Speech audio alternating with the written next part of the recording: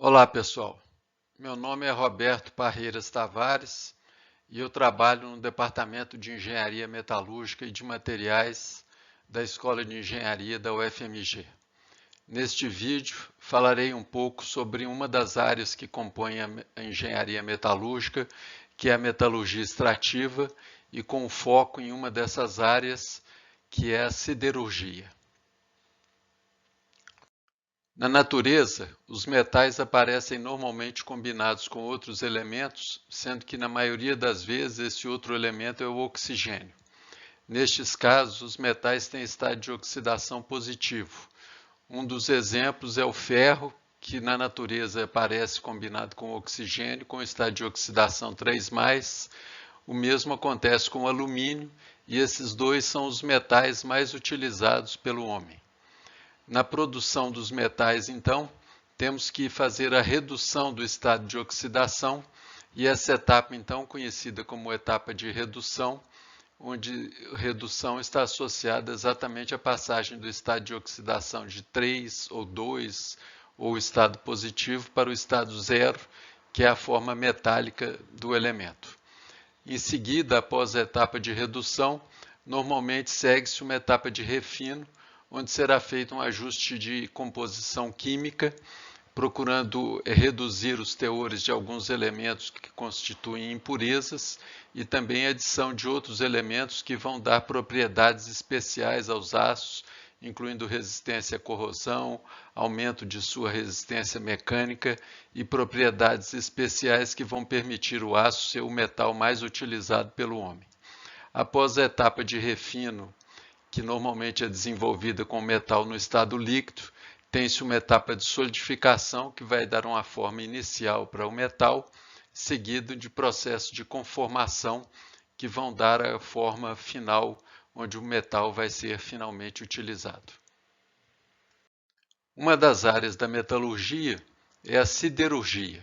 A siderurgia é o ramo da metalurgia que está associada à produção do ferro e suas ligas.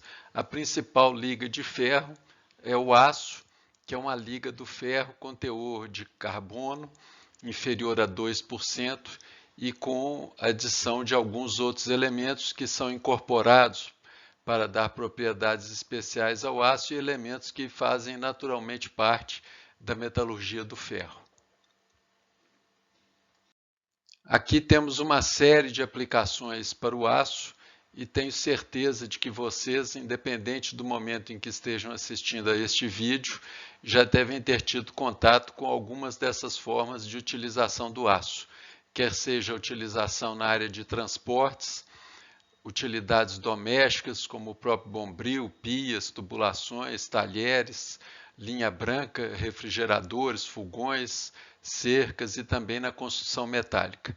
A produção de aço hoje em dia é da ordem de 1,8 bilhão de toneladas, sendo que o Brasil é o 9º maior produtor de aço e ainda com um consumo relativamente baixo comparado com outros países, o que demonstra um potencial de crescimento do uso do aço aqui no Brasil, especialmente quando retomarmos o caminho do crescimento e desenvolvimento.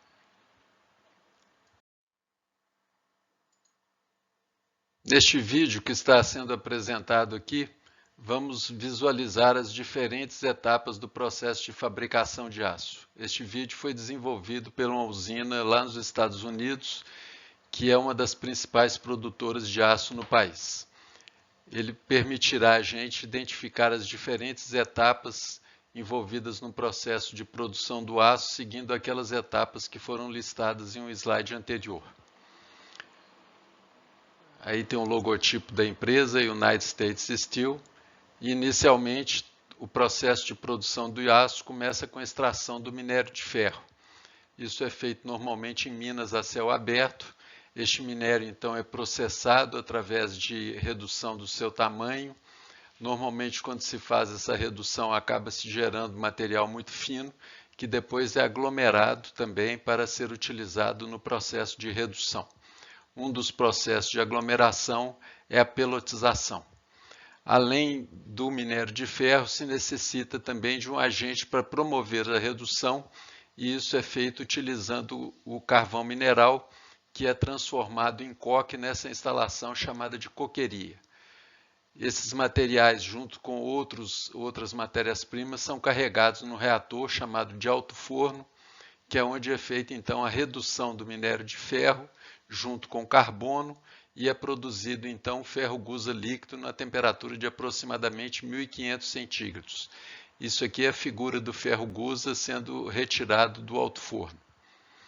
Posteriormente, este ferro-gusa, depois de ser vazado do alto forno, ele vai ser transferido através de um equipamento chamado carro-torpedo e irá então para a etapa de refino.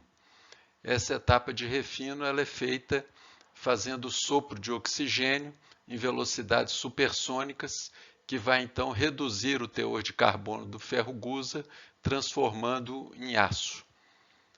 Aqui nós temos as etapas desse processo. Inicialmente é feita uma reciclagem do aço, isso aqui é o carregamento de sucata, agora está sendo carregado o gusa líquido, o sopro de oxigênio, e posteriormente é vazado então o aço líquido, agora já com teores de carbono bem mais baixos e temperaturas próximas a 1600 centígrados.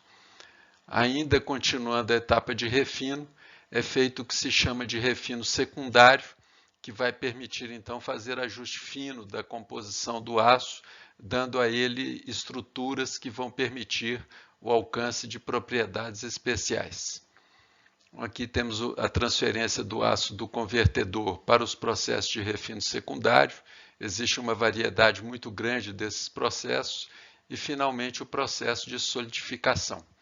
Esse processo de solidificação, hoje em dia, é majoritariamente feito pelo lingotamento contínuo, que vai permitir a produção, então, de placas. Isso aqui está mostrando o processo de lingotamento. A panela que contém o aço líquido transfere esse aço, então, para um distribuidor e depois vai para um molde que vai então dar uma forma inicial para o aço. Neste caso aqui estão sendo produzidas placas, podem ser produzidas barras circulares, por exemplo, para a produção de tubos também. É o caso da Valorec, a usina aqui na região do Barreiro, em Jeceaba, aqui em Minas Gerais. Essas placas então são identificadas para posteriormente irem para os processos de conformação. Então aqui temos o transporte dessas placas, elas são resfriadas em um pátio e posteriormente elas vão para o processo de laminação. Essas placas são reaquecidas e esse processo de laminação então vai fazendo a redução da espessura das placas, que era da ordem de 200, 250 milímetros, até espessuras inferiores a 1 milímetro. Esse processo, então, vai permitir a produção de chapas com diferentes espessuras. Então, isso aqui é a chapa, a placa saindo de um forno que está fazendo o seu reaquecimento e passando por uma sequência de etapas de conformação que vai gradativamente reduzindo a espessura das chapas, e elas são resfriadas, bobinadas, podem ser comercializadas nessa forma de bobinas, ainda com espessuras maiores, ou seguir para um processamento mais avançado de redução de espessura para produzir chapas finas, como as que são utilizadas na indústria automobilística, na linha branca, em diversas aplicações que fazem parte do nosso cotidiano. Esses aços, após sofrerem esse processo de conformação, então, são bobinados e as usinas siderúrgicas comercializam normalmente o aço na forma dessas bobinas. Eles podem também sofrer ainda recobrimentos, como, por exemplo, o processo de galvanização, que vai então permitir um aumento da resistência do aço à corrosão. Pode ser aplicado cobertura com estanho para fabricação de latas, para acondicionamento de alimentos e uma série de outros produtos. Aqui a gente vê também processos de tratamentos térmicos que vão alterar a estrutura do aço e permitir alcançar propriedades especiais, mesmo que as composições químicas sejam as mesmas. E aí, finalmente, esse material sendo transportado para aquelas empresas que vão processar o aço e colocá-lo na forma final de uso, conforme foi visto nos slides anteriores. Aí, a aplicação do aço na indústria automobilística, na parte de estruturas, construção metálica, né, nos automóveis, nos fogões. Isso aí representa uma sequência dessa etapa fascinante que é a produção dos aços e o ajuste em suas composições químicas.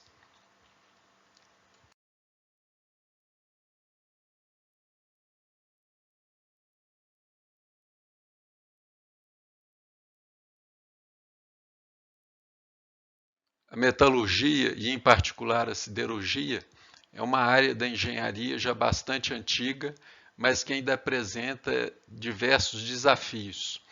Um desses desafios presente nas últimas décadas é a redução das emissões de carbono, o uso de formas alternativas de energia e a sustentabilidade, introdução de processos de automação e controle com inteligência artificial, indústria 4.0.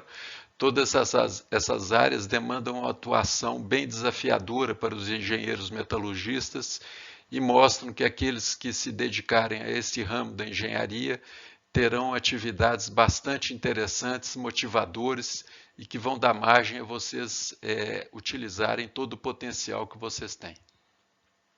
Finalmente, eu encerro com uma mensagem para as moças. Apesar de haver uma convenção de que a metalurgia e a siderurgia em particular é uma área mais específica para homens, isso tem mudado bastante nas últimas décadas. A título de exemplo, eu coloco aqui uma matéria que foi publicada no jornal Estado de São Paulo, na sua edição eletrônica de 25 de novembro desse ano, de 2020, mostrando que a gerente, né, tem a sua primeira mulher sendo gerente de uma usina siderúrgica na Gerdau da usina lá de Pindamonhangaba.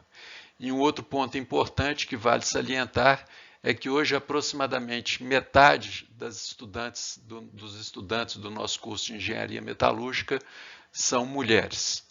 Eu espero que com este vídeo eu tenha motivado vocês para o estudo da Engenharia Metalúrgica e aguardo e espero encontrá-los em breve aqui na UFMG. Saudações metalúrgicas a todos.